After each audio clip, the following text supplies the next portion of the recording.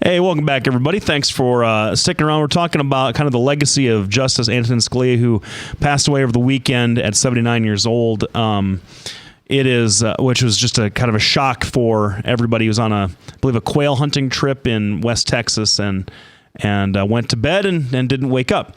But we kind of go over some of the cases, and as mentioned in his judicial legacy, we're talking about a time when he had been a little bit inconsistent with his views on interstate commerce, and the Gonzales v. Ray case, just a quick synopsis, where he basically found in upholding the Controlled Substances Act, he said there was authority through interstate commerce to go into and tell this woman what she could or couldn't do on her own property. He has declined to find that in other areas of the law that are very similar on their facts, but not as politically sensitive. He also wrote, I believe, I can't remember if he wrote the majority opinion for Bush v. Gore. Now that's escaped me. I don't remember if he did. I don't think he wrote the opinion, but he was one of the people that led the charge on Bush v. Gore. And what's amazing about that opinion is it says in the text that this opinion can't be used as precedential for any further action that might be similar to like this in the future, which seems completely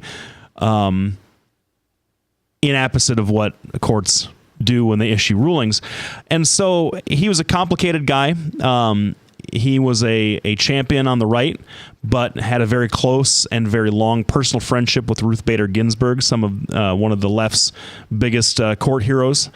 And he was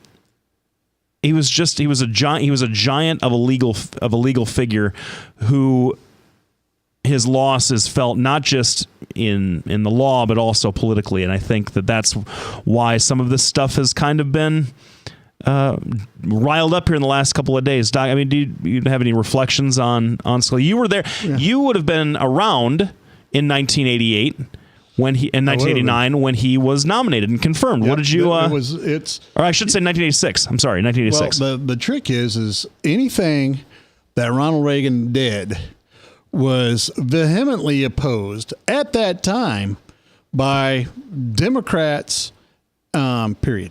Didn't matter if they were moderate or not, because, of course, at that time he was a lame duck president. So what? 1986? No, he wasn't. Yeah, because he was out in 88. His power was starting to slide at that point. He was having problems with... Well, a lame duck president never mind. Well, he wasn't a lame duck. He got a lot of stuff done after 86. That's what I'm saying. But it was with the majority of you had Democrats still controlling the House. Senate was not willing to follow him, so wasn't as powerful. But anyway, anytime Reagan did anything, the Democrats would scream and holler and try to obstruct him.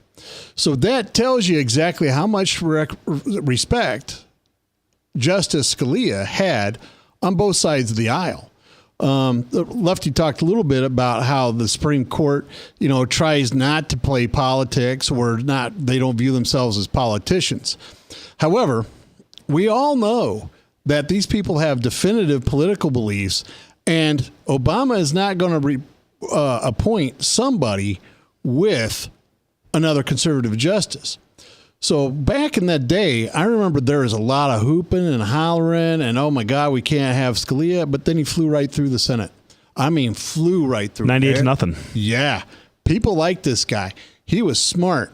Now, I know a lot of people who've met him, and generally I get to meet a lot of these guys, but I never did get to meet any of the Supreme Court justices. And everything that anybody has said, you may disagree with his politics, but everybody seemed to love this guy. And in fact, Ruth Bader Ginsburg, who I don't think they ever had a decision together on, apparently was his best friend on the Supreme Court. Well, there were a bunch of unanimous decisions, obviously. Well, yeah, right. But if it came down to a split, yep, and so she wrote a very touching article about Scalia. And you have to, and this gal, she is a left winger, then there's no doubt about it. Yet here he is really tight with everybody on the Supreme Court. I don't know if that's just something that happens. What's fascinating, though, is how some of those relationships really appeared to be pretty strained at the end of the last session. His dissent in Obergefell I think is going to go down as pretty notorious, the things that he said, and that the the same-sex marriage decision was pretty rough, and some of his questioning during those oral arguments was pretty rough. Some of the things that he suggested and the direct attacks that he made on the bench, and he really. I think that's not to pile on. We typically don't. Those are legitimate criticisms, and I think that or not necessarily criticisms, but celebrations. Sure, and you had dissent. You definitely had opinions going back and forth. And what I always find fascinating is how these guys write these opinions, because they reference each other, and you got to wonder, like, so was how much of the editing goes down right to the minute that the thing is published, because you have lots of opinions where Justice Ginsburg and Justice Scalia were going at each other on paper, referencing the other, like they'd read it 17 times and they knew every little nuance and stuff, and it just that always has fascinated me how they were able to get that done. But it did seem that close to the end of the last session that he especially was getting fed up.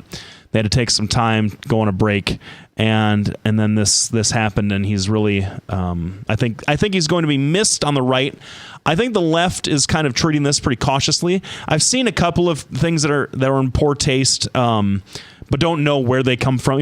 I don't know how memes are maybe I'm going to betray my ignorance of everything now, but I don't know how memes are generated. I saw a couple of tasteless ones on the internet that weren't.